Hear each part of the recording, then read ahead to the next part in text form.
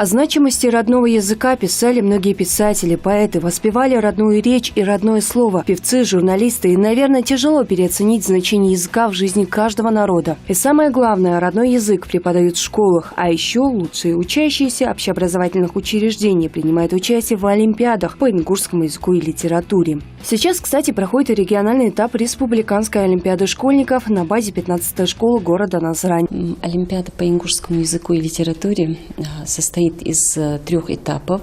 Это школьный этап, муниципальный и региональный. У нас победители школьного этапа участвуют в муниципальном этапе олимпиады, а победители и призеры муниципального этапа приезжают к нам на региональный этап олимпиады. Чтобы стать призером олимпиады, надо набрать более 50 баллов. Чтобы стать победителем олимпиады, более 65 баллов. Лучшие из лучших в тишине просторных кабинетов читают вопросы и пытаются вспомнить, что проходили на уроках ингушского языка и литературы и что читали в неурочное время. Организаторы заявляют, что для детей важно не только знать материал, но еще и подойти творчески. Для этого программу олимпиады включили сочинение. На решение задания дается 3 часа. Кто-то укладывается в этот промежуток, кто-то опережает своих сверстников. А для того, чтобы дети не подглядывали, не переписывали, за ними следят наблюдатели. Председателем жюри олимпиады является заслуженный учитель России, учитель ингушского языка Яндырской средней школы Зарема Султыкова. Педагог с многолетним опытом работы в школе считает, что олимпиада по родному языку необходима и для самих учащихся, и для преподавателей, так как здесь не только оцениваются знания детей. Вот такие мероприятия, они мотивируют школьников, прививают интерес к ингушскому языку и к литературе. Подготовка к олимпиаде, она проводится в течение года. Наши дети, они читают, у них очень широкий кругозор. Эсет Мириева за свои 15 лет прочитала немало книг, как по зарубежной литературе, так и произведений ингушских классиков. И она уверена, что книга, которую ты прочитал в определенный момент, может быть, не всегда понята. Так было, когда девочка прочитала впервые роман «Из тьмы веков» Идриса Базоркина. «Из тьмы веков» я читала еще в 7 классе, но читала, не понимая некоторые детали.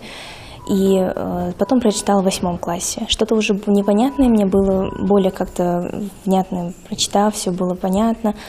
Но почитав в 9 классе, я полностью поняла суть этого произведения.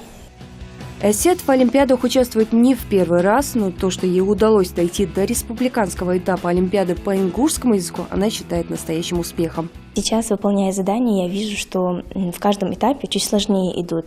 То есть человек, который идет на олимпиаду, он должен знать чуть более, чем школьная программа.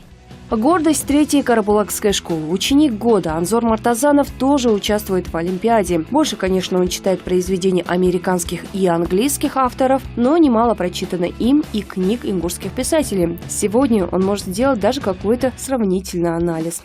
Например, в английской классике все, что я читал, это там более приземленно, что ли, там более так обыденно и понятно. А вот если прочитать именно нашу классику, то складывается впечатление, что на самом деле такие люди были, что ли. А еще Анзор уверен, что такие олимпиады просто необходимы для проверки знаний. Такие олимпиады, конечно, они не будут всероссийского какого-нибудь уровня, но они нужны именно нам, именно нашему народу, нашей республике, потому что выяснить, насколько мы, подрастающее поколение, знаем свой язык, свою культуру, свои традиции. Олимпиада по ингушскому языку и литературе – это не только возможность проверить свои знания для учащихся и педагогов. Кроме того, победители имеют лучшие шансы поступить в Ингушский государственный университет.